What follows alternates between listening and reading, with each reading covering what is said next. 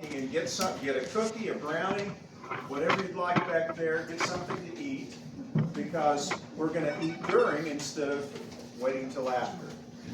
Now, I do have a couple of announcements. First of all, thanks to all of you for coming tonight. It's great to see you all. We've got a great program tonight. Before we get into that, I want to share with you that it's time to join the Historical Society. So at that table by the refreshments, there are these green sheets, and for $20 a year, you can be a member of the Historical Society and support the good efforts and get a great quarterly newsletter too, full of Crawford County information. There's a seat up here, Dave. Is that up here front? Yeah, we've got 3 seats right up here at front. Secondly, thanks to all of you who have been helping with document preparation over at the Annex. We are now at over 200,000 documents or pages imaged, digitized, but we're still having fun taking things out of the envelopes, unfolding them, taking out the fasteners so they can be preserved. So come and join us, all of you want to. It's a lot of fun talking together and doing that. We sit and we unfold and file things every Monday and Tuesday from 10 to 2. Now, we have got some upcoming presentations, so get out your social calendar, because next month we're going to have the author of Visions from Home, Roger Moon, who's way back there in the back. Hi, Roger. Roger's going to be here to share the story of letters home from World War II soldiers. Now this is soldiers from Orange County, but it's going to be much the same as the letters we would have gotten here in Crawford County as well. So that's August. Roger Moon, Visions from Home. September is storytelling. Frank Redding's going to kick us off. He's our family storyteller. And I encourage you to come and bring your own family stories or local lore, what have you. And we're going to have fun one evening just sharing stories. In October, we're going to have Randy Mills, who's a retired professor from Oakland City and author of the book, As If by Magic. It's about Larry Bird. It's the beginning of basketball season, folks, and we live in Indiana. So bring your kids, your grandkids, any coaches you know, bring them. This will be a fun presentation as well by Randy Mills on Larry Bird. And no, that night, it's co-sponsored between the Historical Society and the library. So that's going to be at the library just up the block here, English Library. November, it's music night. The Mitchell family is going to be here to sing and tell a little bit about how they got into music. Music's a big part of the community, and so we're going to have fun talking about, learning about, and listening to some great music. And we've got other things planned for next year, but let's not worry about that. Because tonight, we have a presentation about a mystery. It's a little bit dark in here. That's appropriate, isn't it? Now Karen Schwartz here, she has written so many things. Here's Journey Along Blue River. I got a box of them here. If anybody wants one, you throw a donation in the box. And this is my latest book, okay? And it's all donation. You can throw money in the box. And it focuses, I'm not trying to take the student. Oh, no, go ahead.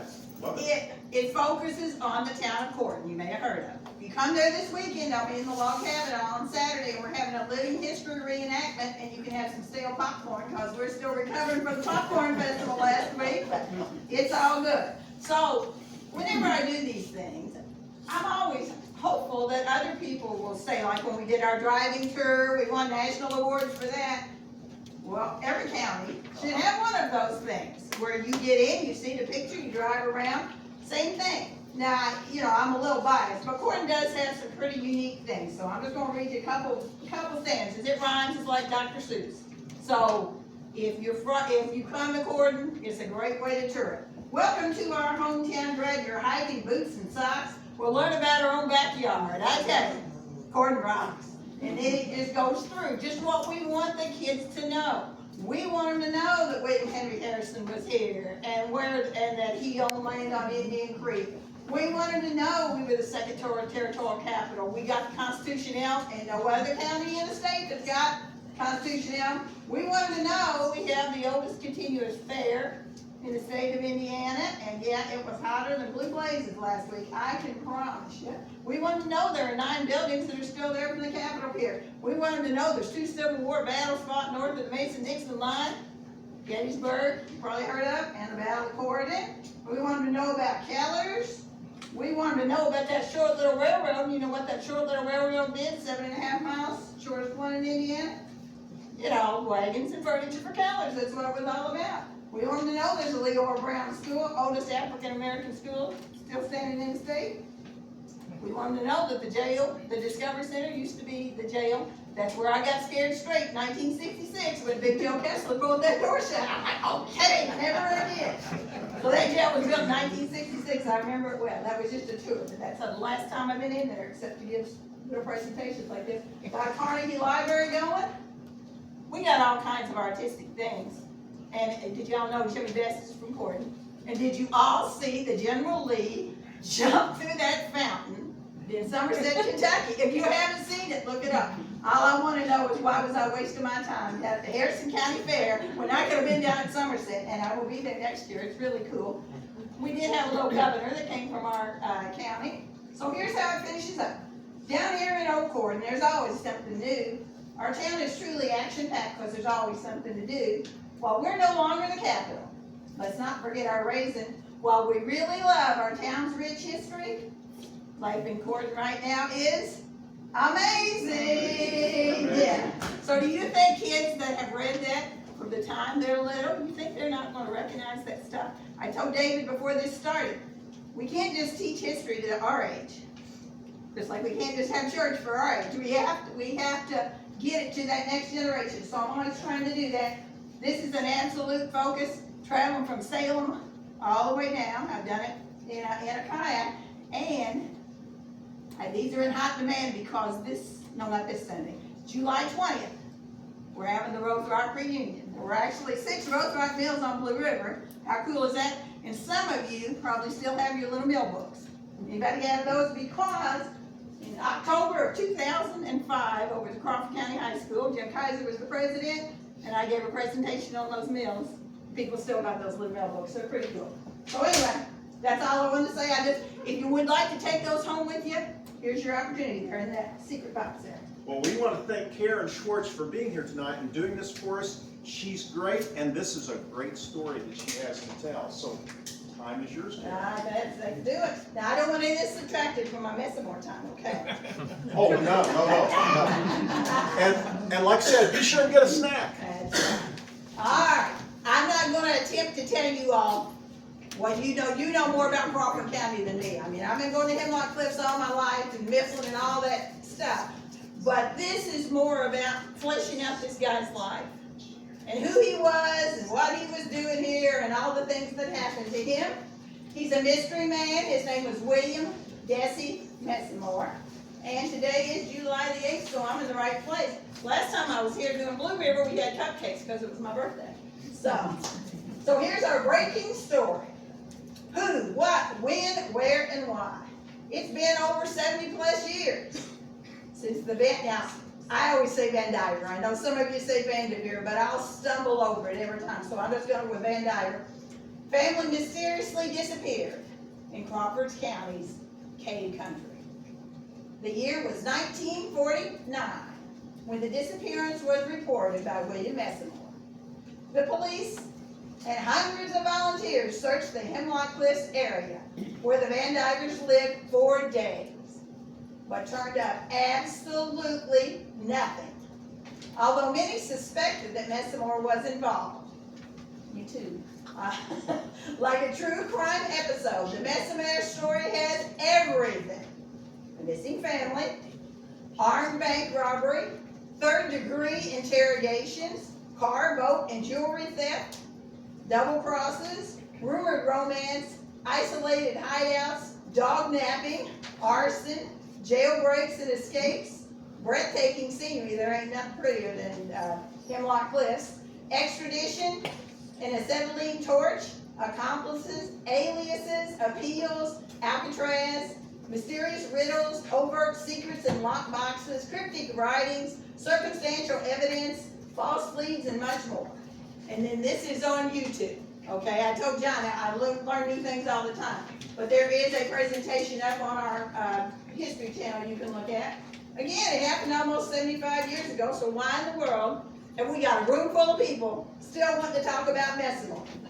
Here are some of the names of the people who have written about the mystery of Messamore, but they haven't solved it yet. Everybody asks me when I'm going to write that book on Messamore. It's when we solve it. When we solve the mystery, I'm going to write the book.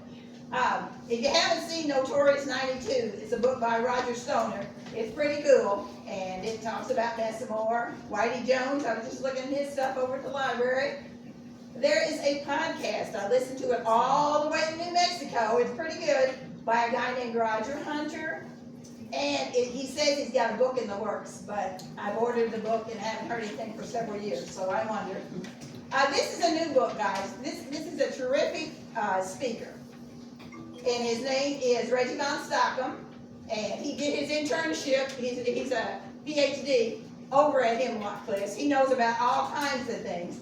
And he talks about it in there. As I told you, there's a YouTube video up you can watch. There was even a True Detective August issue. Messamore's not on the cover or anything like that. It's always a pretty girl on those True Detective things. Current Journal covered, according to Democrat, Clarion, many other newspapers.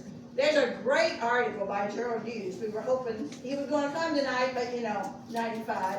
Stuff happens. But the story is still of interest, I think, because it's never been solved. If we could shut the book on it, we could move on, but we all want to solve that mystery. Maybe we'll do it tonight, you never know.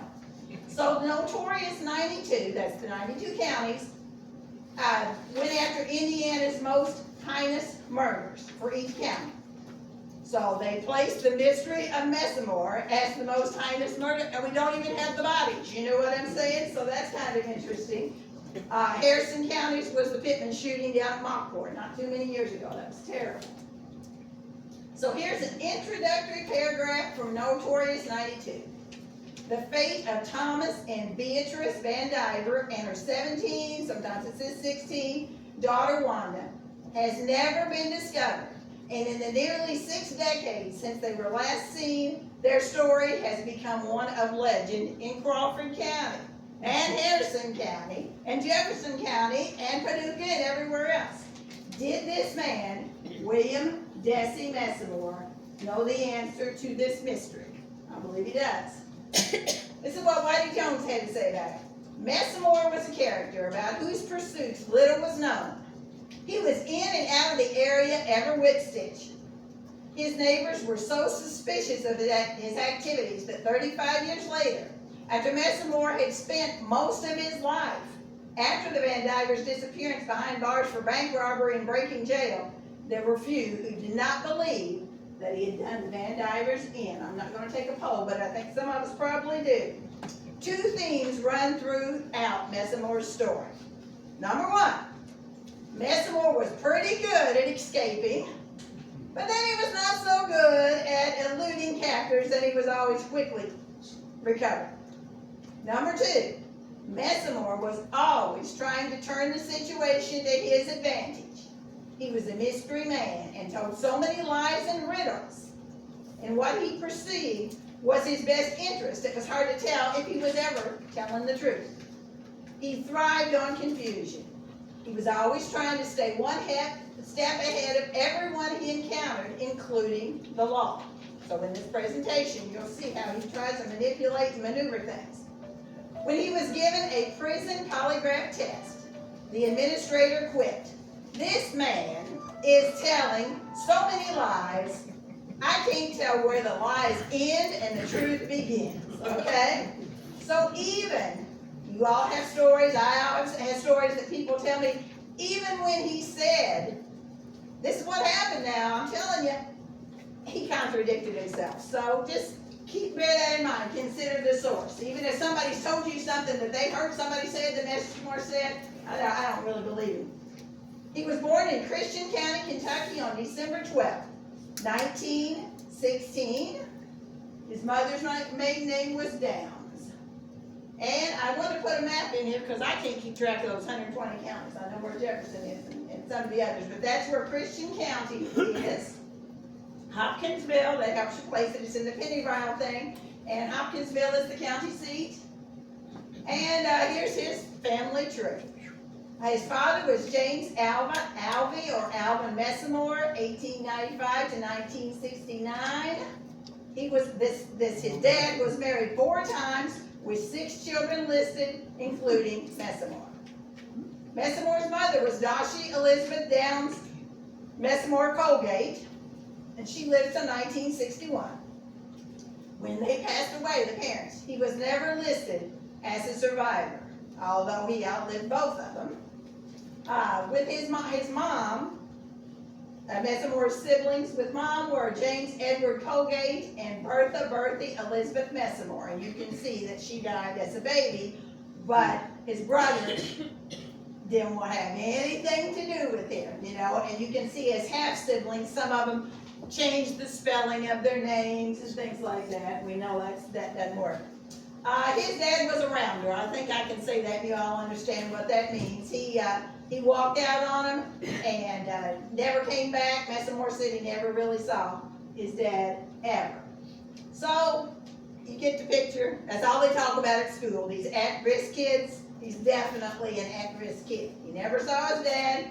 He reported he didn't see his dad. He deserted his family, and then his mother moved down to Henderson, Kentucky, down by Evansville, and she married Mr. Harrison Henry Colgate. The family relocated to the area near the Louisville Dump on River Road, in the vicinity of Butchertown, where the Waterfront Botanical Gardens is now. If you've not been there, it's a great place. Every Thursday night, I'm over there doing just what I'm doing now, only I'm talking about flowers. So we've reclaimed the dump. But think about being a little boy, no dad, you're living on the dump. You probably got an idea what's going to happen. So, you know what? I think about Messamore a lot when I'm over there. I think, gee, what if the bones would be here? Which I've seen that theory too, that maybe he buried Wanda over there. Young Messamore assisted his stepfather with selling produce and scavenging items from the dump. His boyhood home was built from materials acquired from the dump. Definitely, as I said, an at-risk child. He got in trouble in school and with the law at a very early age, and he was sent to reform school. Here's how it all starts. Of course, he escaped from the reform school by feigning illness, getting put in the hospital, and then sneaking out of the hospital. As I mentioned, Messamore was pretty good at escaping, but not so good at evasion once he escaped. He continued to matriculate in and out of the prison jail system, mostly for stealing. During the years in the 30s and the 40s, he became a little bolder each time. And I taught for years in Jefferson County, so I know exactly. These were a lot of the kids that I had. He entered the public school at age 6 and attended at East Market School in Louisville. When he made it to the 5th grade, he left school at 13 when he was declared a juvenile delinquent. We don't hear that anymore, but they're still out there. He was sent to Ormsby Village, where he completed the 6th grade. Later, he attended the Greendale Reform School and in the Kentucky State Penitentiary. He's supposed to have passed the 8th grade test. Here's some of the jobs he had. He helped his dad with those, or his stepdad, with vegetables. He also worked, you'll recognize some of these names, Louisville Laundry, Jacob Levy Supply Company, the Ewing Von Allman Dairy, where he earned 72 cents to $1.01 an hour. One of his evaluations said, Mr. Messamore is not easily supervised. I think we all figured that out. Now, when he was in prison, though, so he was pretty smart. You know what I'm saying? He passed the 8th grade, but I think he probably went on and studied some more. When you see some of his handwriting, some of his thought processes. In prison, he ran a pool room, gambling devices, sold novelties in a small prison store, and loaned money to fellow inmates. He said he made about $4,000. I have a suspicion he made $4,000. That wasn't how he made it. By the time Messamore made his appearance in Crawford County in 1948, he had already served a 3-year term, beginning in 1933 for robbery. In 1938, he was convicted in the Jefferson Circuit Court of the crime of armed robbery and sentenced to life imprisonment. We all know how that goes. He served time in Eddyville prison from 1938 to 1947. In 1947, he was paroled. He had been sought by Kentucky authorities at the time of the Van Diver disappearance for failure to report to a parole officer.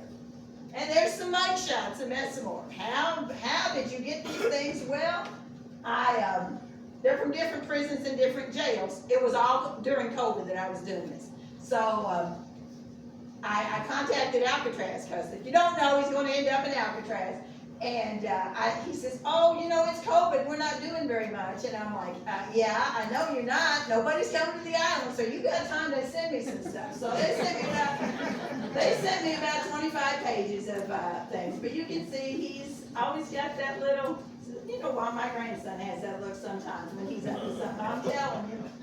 There he is behind some glass, getting a little bit of reflection. When he was sharing the wealth, he got married to at least 4 wives, okay? Most of them lasted 3 days, together 3 days, took her home to her mother.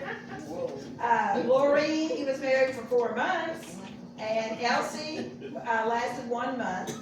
He also claimed that when he left a widow in New Jersey. While he was in the Atlanta penitentiary, he asked permission to correspond with Mrs. Maggie McElwain, a widow who lived in Louisville, on Louisville Avenue in Louisville, and that's at the whole end of the thing, that's where he ends up living. Maybe not necessarily with her, but in that neighborhood. He also wanted to correspond with his mother and his brother, but his brother said, forget it. So most of his marriages did not last very long. Then he appears in Crawford County, Indiana, and this is the part you're probably more of an expert than I am. He purchased a farm in Crawford County after he got paroled in 1947, but he didn't mention that he had a jail record or anything else about it. So he's got this farm, but he did not farm. But you know what? Crawford County provided a great place for him to hide out, didn't it? Neighbors reported, and that this all comes out in that Gerald Hughes interview, he reported that he was different. He was often gone for extended periods. Some of the neighbors said he made them feel uncomfortable, but no one really had much interaction with him except for his closest neighbors, the Van Divers. And he was continually going back and forth to Louisville. Think about that. We have no I-64 where you're jumping off and get on exit 92. He's going through the knobs to do all this stuff. So he just didn't fit in. I don't have to tell you where Mifflin is. You know, usually I gotta go through this whole thing. Where's Crawford County? Where's Harrison County? You guys know all that. And how many of you been to scenic Hemlock Cliffs? Yeah. And there's places he can hide. Joe Bliss always told me he's passed away. That's the trouble with this history stuff. They all pass away on you. But he told me that he knew where they were. Well, I wish he would have told me. I wish we'd have went. And so I contacted them about, oh, can I get back there? And you know, this is the Hoosier National Forest. We don't have Messamore mapped out because there is no trail system there. In other words, keep out. And it's a sensitive archaeological site. In other words, keep out. But if you want to visit a wonderful place with beautiful rock features and seasonal waterfalls, Hemlock Cliffs is the perfect place. I've been there 1,000 times. But I think, don't you tell, but I think I can get that Reggie Von Stocker guy to take me back there. So his remote farmhouse was located a few miles north of Hemlock Cliffs, near the hamlet of Mifflin, up Saltwell Hill. See, those words mean something to all of us. Most people are like, what's that? Cliffs, terrain, sinkholes, gullies, caves, ideal terrain for hiding out and concealing evidence.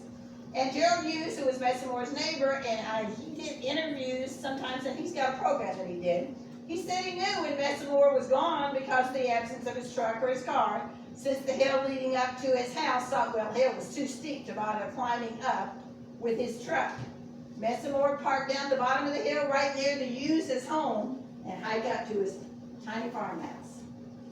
And then he's not lonely for too long because the Van Diver family moves to a nearby Crawford County farm, and they were local people, at least some.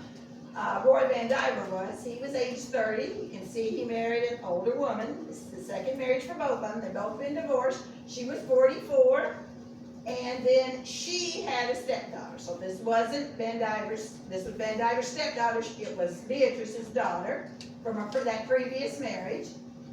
And as I said, they were divorced. They'd been married to other people. And here's a picture from Wanda. You get all kinds of descriptions. You know, of course, in the True Detective, while she was a blonde bombshell, you know what I'm saying, Marilyn Monroe. But some of them say her eyes were going different ways and all kinds of things. This is what happened. So she was their daughter. So rumors started circulating. I mean, this is Crawford County. You know what I'm saying? Gordon's a fishbowl, I promise you, and so is Crawford County. So rumors circulated about what was going on between Wanda and Messamore. Whether if she was 16, he was twice her age. If she was 17, he was almost twice her age. Now, Tom Van Diver had been in the Army, but the family was poor and they lived on government support checks. And then he kind of started hanging around with Wanda, and Wanda started hanging around with him, and then the Van Diver farmhouse mysteriously burns to the ground. September of 1948. That's not a picture of the Van Diver farmhouse. That's just what do you call them? Clip art. The cause of the fire has never been determined, but we all have our own ideas about it. Now they're homeless. The Van Divers really didn't have any other options, so Messamore did the neighborly thing and offered to let the entire family move in with him in his small farmhouse. The Van Divers moved in, but I ask you, was it one big happy family? I doubt it. The last Van Diver sighting was on January 7th of 1949. So think about that. No one's seen them since that day. When he returned to Crawford County, he reported them missing on January 19th, 1949, 12 days after they disappeared. Remember that last sighting was January 7th, and Messamore was a habitual liar. Messamore professed his innocence and denied any knowledge of the Van Divers' whereabouts. I don't know where they are. I left and then I came back and they're gone. Messamore said he had been out of town, so he was just as puzzled as everybody else as to where the Van Diver family had disappeared to. He said he'd been out west to Olympia, Washington. That's a big piece for him to travel, and had withdrawn $1,000 in cash out of the bank, where he had deposited out there in a safety deposit box. He said he raised the money by making trinkets and toys while behind bars. And he also said, well, you know, this is money I made while I was doing that stuff in prison. And he was furious that his farm, his house, and his property had been searched in his absence. I'll bet you some of your ancestors and mine too probably participated in that. Nobody really believed Messamore's story about the Van Divers' disappearance, and the investigation continued, complete with false reports of sightings of members of the Van Divers family. Oh yeah, we saw them, she applied for this, she was going to do this. So the massive search for the Van Diver family continued relentlessly. Officials and volunteers combed the hills, sinkholes, cliffs, ditches, gullies, and caves in the Hemlock Cliff area looking for anything which might offer a lead or a connection to the Van Diver family. Now here's the key point.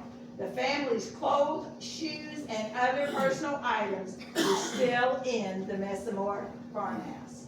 So if they just left, what were they wearing? So again, it's been over 70 years since they disappeared.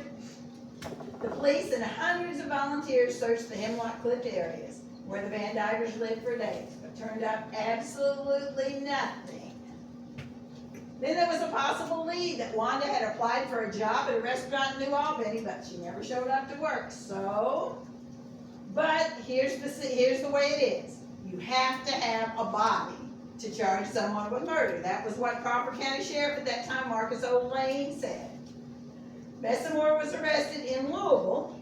They can't arrest him for murder, can they? Because we ain't got any bodies. He was arrested in Louisville on February 12th, what a nice Valentine's Day gift, 1949, on a charge of dog napping from Crawford County Circuit Court. One of his neighbors, Irma Hughes, accused Messamore of stealing one of his blue tick hounds valued at $30. That's a lot of money for a dog back then. On December 5th, not compared to today's, don't even get me started. On December 5th, 1947, Messamore was extradited to Indiana. Well, we all know Crawford County didn't have a jail to hold something like this, so he was taken to court for safekeeping, and that's kind of how I got involved, because there he is in our jail. I was not born. This is my dad told me that. For safekeeping and further relentless questioning about the disappearance of the Van Diver family. Trust me, there was no, what's those rights, Miranda rights and all that. They were on him all the time. Tell us about this. Where's that family? What are you doing? So that's a bird's eye view of Corden. There's the courthouse, so you can kind of see where this jail would have been located across the street from there. It's the 4th jail now. And I think we got a picture coming up showing you that, yeah, this is the 4th jail on that particular site. So that dates all the way back to the days of William Henry Harrison.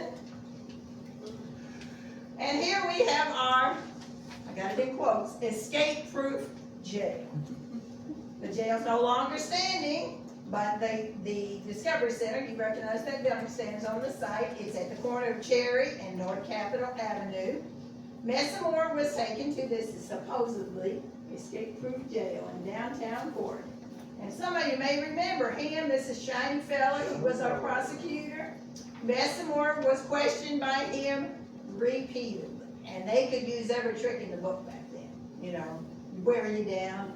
While in custody in the Harrison County Jail, Messamore made a startling confession on the advice of Harrison County Prosecutor Eugene E. Shine Feller. He's a pretty slick guy, I guess. Messamore had let something slip about the money he had on hand, and then confessed to a Cavill, Kentucky bank robbery. Okay, now let your little wheels turn, let your wheels turn in your head and think, why would he be confessing in Indiana to a bank robbery charge?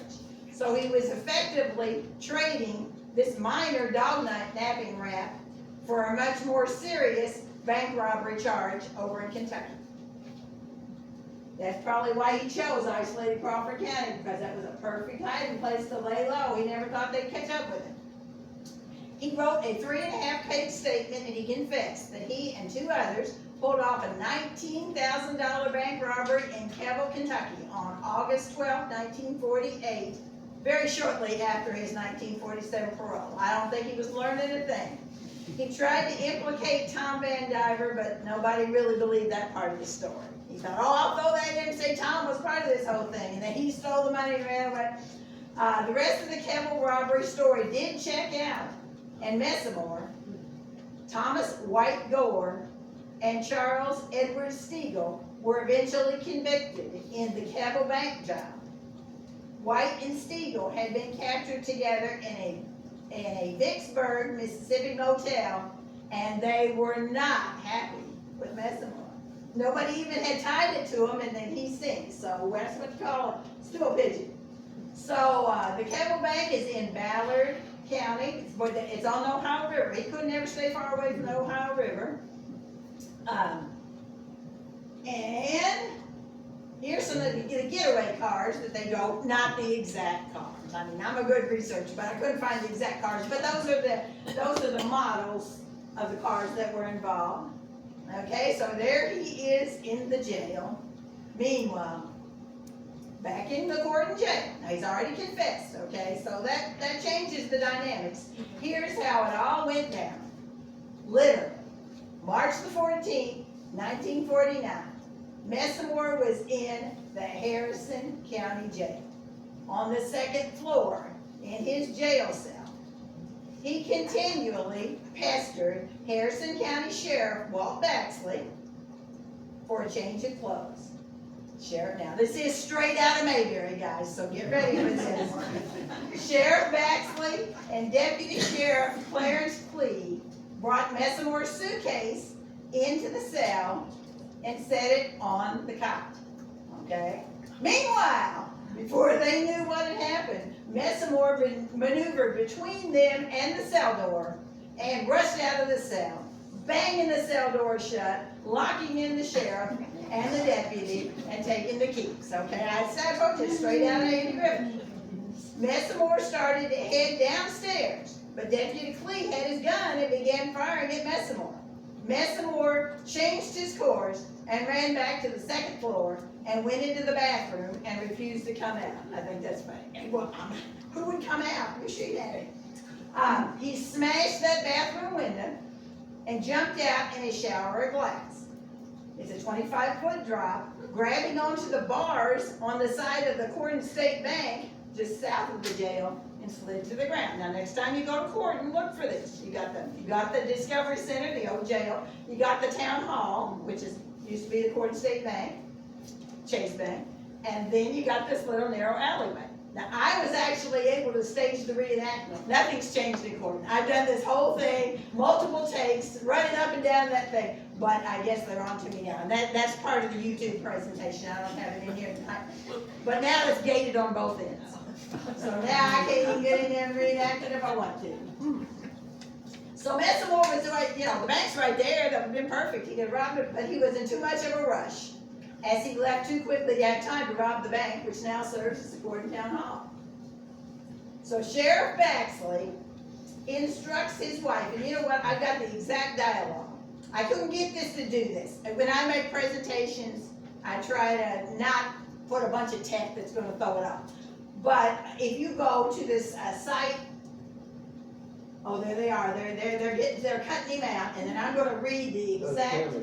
That's right. That's Fred Kimmick's dad. Absolutely. So there's that narrow alley he escaped through, and it was kind of a tight squeeze. Nothing like him squeezes at Wind-Up Cave. I'm not talking about that, but he was running. But then, like I said, it's gated at both ends. Now, if I click on this, it won't play, and it'll mess up the whole thing. But I'm going to read the dialogue. Okay. So this is WHAS. You all spend much of your life listening to WHAS, and me too. And so you can actually hear Sheriff Baxley talking to WHAS. It's fabulous. WHAS says, could you give us a telephone description by you, in your own words, of the escape of Mr. Messamore this morning? Would you be willing to do that? Sheriff Baxley. When did you want to do it? I'm sure he wanted to kick it down the road a little bit. When did you want to do it? Well, right now, if we could. Sheriff Baxley says, I'll be all right, I guess. The WHS, tell us in your own words what happened about the deputy being locked inside the jail cell. So they didn't even know the sheriff had been locked in there too, and so forth. And then Baxley gives permission to record the call. Go ahead. All right, this is Sheriff Baxley's description. About noon, he called me and my deputy upstairs, said he wanted to look at his suitcase. He wanted to get some clean clothes out of it. So he went upstairs, went into the room, and he had his suitcase out on the bed, getting the necessary stuff he wanted. And the first thing we knew, he made a dash for the door, and the door keys was in it, and he locked the door and locked us inside. My deputy shot at him, and he went through the hall. Well, we could have got him, but he jumped out the bathroom window. He got in the bathroom, wouldn't come back out. Why would he come out? It's about a 35-foot drop. I think he's exaggerating a little bit. It's more like 25 feet there. And my wife was here, and I told her not to get nervous, call the state police right away, and then to call the garage and get an acetylene torch. And by that time, before we got out, the state police was here. So the state police got there before the sheriff got out of the, yeah, I can imagine the exchange there. And we've been searching for him ever since. Can you imagine what was going on in court? The only thing bigger, I think, was probably that night they hung the Devin and Tennyson off the Whitecaps hung them off the bridge. Corden was abuzz with activity. Bigger than a popcorn festival, I'm sure. Meanwhile, there was a great deal of activity in downtown Corden. In addition to the officers of the law, members of the general public turned into amateur detectives, sleuths, and investigators. And I had a guy, when I did this at Corden, and he would have been 2 years old, and he said he remembered all the moms being so scared, because here was all these guys that didn't know nothing about guns, running around chasing everybody and stuff. He says, I had completely forgot about that till you said that. He said, I remember that. Many members of this volunteer posse were armed and joined in the search. Businesses shut down, school buses were stopped, can you imagine? news reporters converged on the tiny town. Have you seen this man?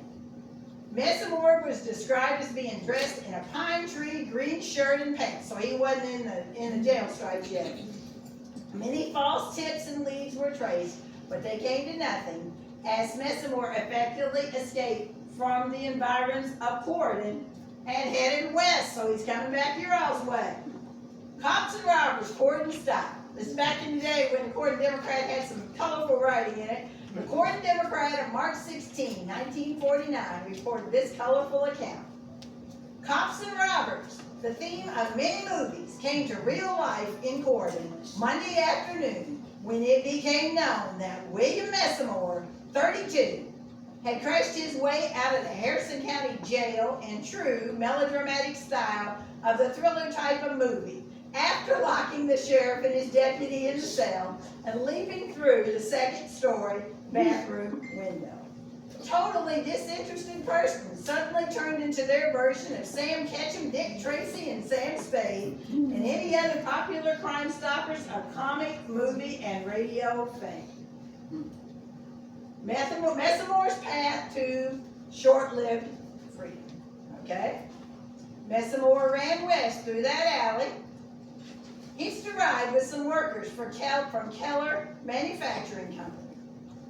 The workers later reported they noticed he was bleeding from his hand and his head, but they just didn't think too much about it because they didn't know about the jailbreak yet. False leads abounded as Messamore stealthily crossed Indian Creek and headed west.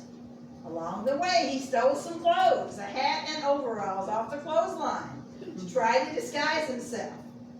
I don't think he was taking bonnets and stuff. He was just trying to get rid of the pine tree stuff. Coveralls, all right, baby. You were a little boy, right? You want to tell them about that?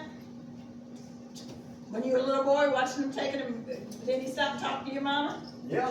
Yeah. He walked, I guess he saw it. She was hanging clothes on the There you line. go. And I was handing her clothespins out of a bucket. And he walked up, said he was lost, and was wanting to get the rock poured. And wanted to know if he was on the right road to get the rock. And he had those coveralls on, railroad coveralls. Love it. And I stood right beside him. And I bet you never forgot that. So he tried to disguise himself. He made it to the Harrison Crawford State Forest. Okay, it wasn't subdivisions like it is now. You know what I'm saying? He made it to the forest and told Superintendent Philip Cresilius he was Sheriff Baxley's brother-in-law, lied, and he was helping him pursue an escaped prisoner. He didn't mention, I am the escaped prisoner. Messamore stole a boat from the Panera cabin down there, and it's like this, the boat was there. Now, think again, Andy Griffith, you know, when they're going around in them pine trees and all that. So the boat is there, and they see the boat, and they look around, they don't see anything, and then they go over here and do something, they come back, the boat is gone. So was he under the boat? I don't know, but he, in the early morning hours, he crossed the Ohio River into Kentucky. Now think about his thought process, why he might want to get over there to Kentucky. He's had all night to think about this. He was captured in Brandenburg. The next morning, March 15th, he's sitting there calmly drinking a cup of coffee in a Brandenburg, Kentucky restaurant. When they got him, hey, Mr. Messamore, he asked, can I finish my eggs? The answer was yes. So it was not jailhouse pizza then, but the jail wasn't the jail then at that time. So now Messamore is out again briefly under guard. That's him in the center with that goofy looking hat on. He's shown leaving the jail at Brandenburg, Kentucky, where he was captured yesterday morning on the way to the federal building at Louisville for arraignment. He's accompanied by Deputy Marshals Evan Aiken and Harold Hall. Yeah, keeping their eye on him, aren't they? All right, now Kentucky declines to extradite Messamore. This time Kentucky didn't want to give Messamore back to Indiana and declined extradition. They charged him with the Keble Bank robbery that took place on June the 12th, 1948. He was questioned repeatedly about the Van Divers, but he steadfastly denied any knowledge of their fate or whereabouts. He was held under maximum security in the Louisville jail then transferred to the McCracken County Jail in Paducah for safekeeping. I don't know if they claim to be escape-proof or not, but guess what? They wasn't. Messamore's farmhouse burned on April 13, 1949, while he was in jail. Now, it's been reported that this fire was set by a neighbor who was tired of all the hoopla generated by the hundreds of sightseers and investigators, both official and amateur, who flocked to the area to search for clues in the Van Diver disappearance. The words combing the hills were often used for the ongoing inch-by-inch searches and investigations. Another escape for Messamore. Messamore broke out of the McCracken County Jail, again, 3 months to the day after his court escape on June 14, 1949 at 7 a.m. Different tactic. A trusty cook at the McCracken County Jail aided an escape by slipping Messamore 4 hacksaw blades inside a magazine, which Messamore used to cut his way out. Now those bars were supposed to have another bar inside so that he wouldn't be able to do it, but he was pretty tricky, but this time he was much more violent. After Messamore got out of his cell, he slugged the deputy jailer, Bill Owing, knocking him unconscious. He also seriously injured Bobby Owings, his 17-year-old son. Next morning, Messamore was recaptured at 9 a.m., no eggs this time, cold and hungry, in a coal car in Princeton, not Indiana now, Princeton, Kentucky. Messamore and his 2 cronies in the bank job, White and Stiegel, were sentenced to 25 years in prison for the Cabell, Kentucky bank robbery, and Messamore was given 3 additional years for jailbreaking. And there he is, thinking about what he's been up to. Then there was a mystery phone call with a promising lead, almost a year after the Van Diver's disappearance. It was a fellow prisoner, Wilbur Funk, called from Chicago and said he was an intermediary for Messamore. He said he'd been in prison with Messamore and told authorities bodies had been weighted and dumped in the Ohio River. Good luck with that. But let me know if you know a spot and I'll try it. Dragging the river bore no results, and this was declared a false lead. Now, Funk may have been reporting what Messamore told him, but remember, Messamore's reputation for telling the truth.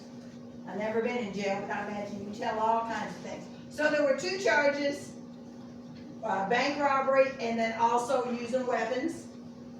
So this time, we have no escape for Messamore.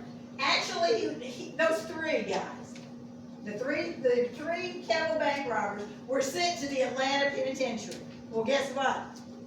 Gore and Stiegel are going to kill Messamore the first chance they get. So it was all jacked up. They were all the time threatening each other. So then Messamore gets sent to Leavenworth, Kansas, and then he gets sent to Alcatraz. And for him, and for most people, no escape from Alcatraz. No alligators, but no escape from Alcatraz. Better known as the Rock. And, to me, I would have thought they would have had to have some bodies or murder charges, but because of his escapes and the bank robbery charges, Messamore was sent to Alcatraz. And then later on, he stays there till the place is closing down. I'm going to give a short history of Alcatraz because I had no idea. 1859 to 1868, it was a military fortress. 1861 to 1934, U.S. military prison.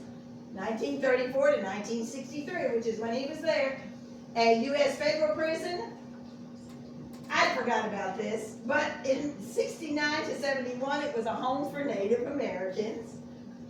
And in 1972 to the present, it is a part of the Golden Gate National Recreation Area. I love this. Alcatraz rule number 5 in Inmate Regulation Handbook.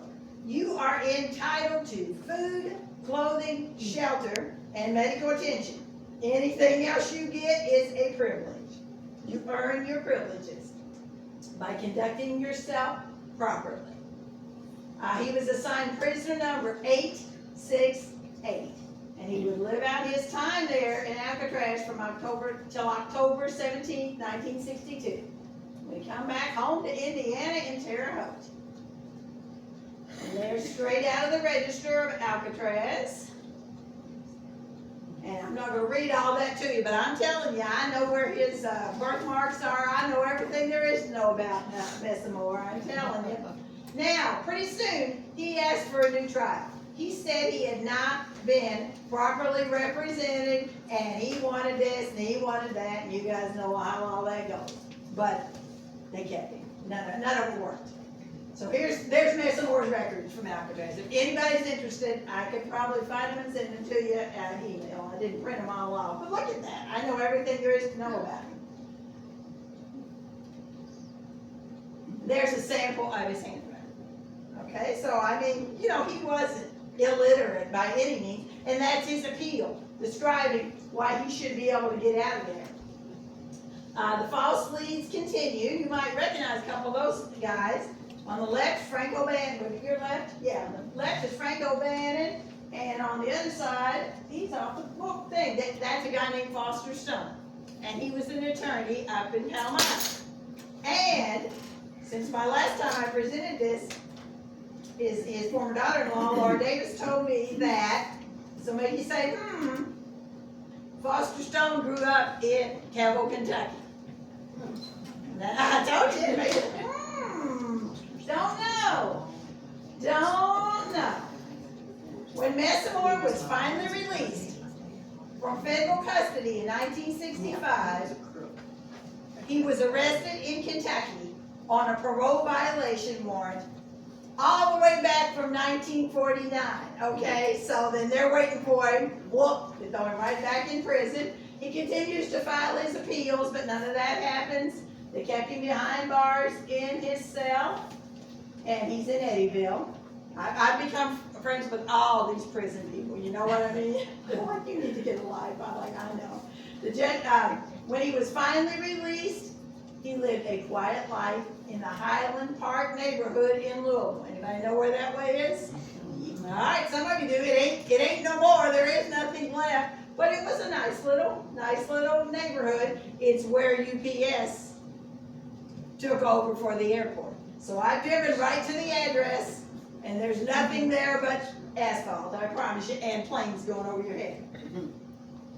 So in his post-prison life, after he was released, Messamore appeared to lead a quiet life in Louisville's Highland Park neighborhood during the 70s and 80s. He lived at 4529 Louisville Avenue. You don't have to be a detective now. You just put it in your little GPS and it'll take you right to it, but there's no house and there's no neighborhood or anything left. And this is some of the things that were reported about how Messamore lived. He kept old clothes in an old refrigerator. Some of you probably heard that. He periodically aired them out, then refolded them, put them back in the refrigerator. He often talked in riddles. Neighbors reported he lived alone and kept to himself, a loner. His house was filled with trinkets, although nothing of value that anybody found. Soon after he moved in, Messamore dug out a room underneath his house, which he kept bolted and locked with a padlock. He told a neighbor he used that room to keep cool in the summer. Prior to his death, Messamore had eaten lunch nearly every day for 5 years at the nutrition program at the Highland Park Community Center. But no one really seemed to know him. He didn't interact with them. And then Crawford County sleuth Pete Estridge. I don't know why I didn't go with him when he went over there. You know, I saw him every week because I was teaching at Ringo, and I sold tickets when the Whoop Pack was really, really good. I sold tickets at the ball game, and he was doing security. And I should have just said, hey, let me go over there with you. I wouldn't have gone by myself, but I would have went with him. Crawford County sleuth Pete Estridge. He embarked on his own Messamore investigation.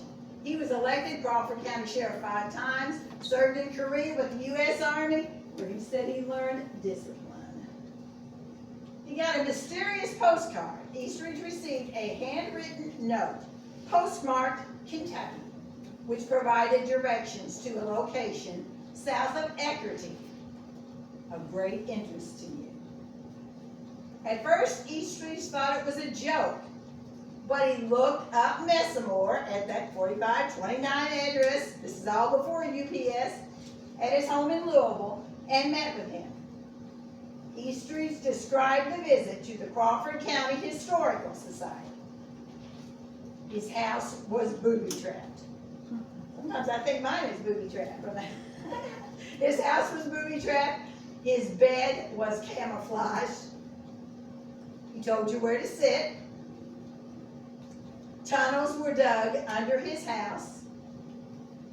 He told Eastridge he trusted him, but he watched him like a hawk when Eastridge went out to his car for something he forgot. So you see, I couldn't have done that by myself. I was just barely out of college. He said he was odd, but a good host. According to Democrat in 1986, Eastridge described Messamore as odd but a good host. He'd been meeting with Messamore in Messamore's home in Louisville's Highland Park neighborhood. Eastridge said, I had a long visit with him one Sunday. He's a hard fellow to figure out. No kidding. He kind of talks in poetry. You don't really know whether he's telling you something or whether he's not. He talks in riddles. He contradicted himself. So this is, to kind of wrap this up, this is Eastridge's theory, but I think it makes sense. Why did Messamore confess? Nobody knew anything about that Keble. I mean, they knew there was a bank robbery, but he was not tied to it in any way. So why did he confess to the Keble, Kentucky bank robbery? Sheriff Eastridge speculated that Messamore probably confessed to get that murder suspicion off his back. Okay? This is back in the days of the electric chair. Messamore would get a better deal in Kentucky. Definitely a lighter sentence for bank robbery than murder, which could carry the death penalty. So that makes me sort of think the bodies must have still been around somewhere or something, or else how are they ever going to pin it on him? So now we have the death of William Messamore. February 15, 1986.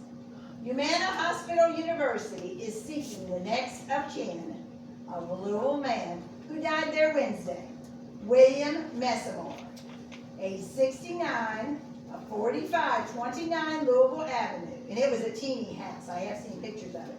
He died of natural causes, according to a social worker for the hospital. Anyone with information on Messamore should call the hospital at 562-3000. And then here's the final note, because you can probably guess, no next of kin reported, that they wanted to take possession of the body. All he had left was that one brother, really. May 6th, 1986, the Courier-Journal reported, Messamore, a 69-year-old ex-convict who spent his last years in Louisville, died February 12th at Humana Hospital University. His body was donated to the University of Louisville Medical School for research, according to Michael Green. And yes, I have contacted, not the same Green, but I got a hold of an attorney Green, and he said their records don't go back that far. So, who knows? I also contacted U of L to see if they had any records about the body, but they said those weren't available. Anyway, so the mystery is in the grave. It may never be solved. Actually, he didn't get buried, so Messamore took any information he might have shared to the medical lab with him. He died in 1986. Eastridge revealed nothing, at least in the newspapers and things like that. And again, all this stuff that we hear, we got to weigh it with, even if Messamore told you that. What was he trying to get over? Eastridge said, that old man was a mystery all his life, and I guess he still is. Even when Messamore dropped hints, the truth has not been revealed. Of course, throughout his life, Messamore told so many lies, it was hard to separate the truth from the false. Pete Eastridge had been probing that case for several years and hoped to find something in Messamore's house in Louisville, or maybe in his writings after Messamore passed away. Messamore was revisited by the Courier-Journal February 16, 1986. This kind of wraps it all up. In the early 1950s, Messamore was questioned about a family who had disappeared from his Crawford County, Indiana farm without a trace. On January 7, 1949, members of the missing family were Thomas Van Diver, his wife Beatrice, and her daughter from another marriage, Wanda Johnson. The family had been living with Messamore on his farm in English when they disappeared. The Van Diver investigation led to a confession from Messamore that he'd been part of a Kelville, Kentucky bank robbery. Police worked for years to solve the Van Diver mystery, while Messamore served a 28-year prison sentence, including time at Alcatraz, for the bank robbery and a Paducah jailbreak. He was eventually paroled. No one was ever charged in the Van Diver case, although authorities, probably you and me too, always suspected the case was murder and thought Messamore was involved. The Van Divers are gone without a trace. It may seem inconceivable that the three bodies of the Van Divers could be concealed despite rigorous investigation by the FBI, state police, county officials, and countless amateur detectives for 70 plus years. But it seems even more inconceivable that an entire living family of three could simply vanish without a trace and remain hidden without a trace for all these years. Who, besides this man, knows the answer to the disappearance and the mystery? What happened to the Van Divers? Only Messamore knows. The end.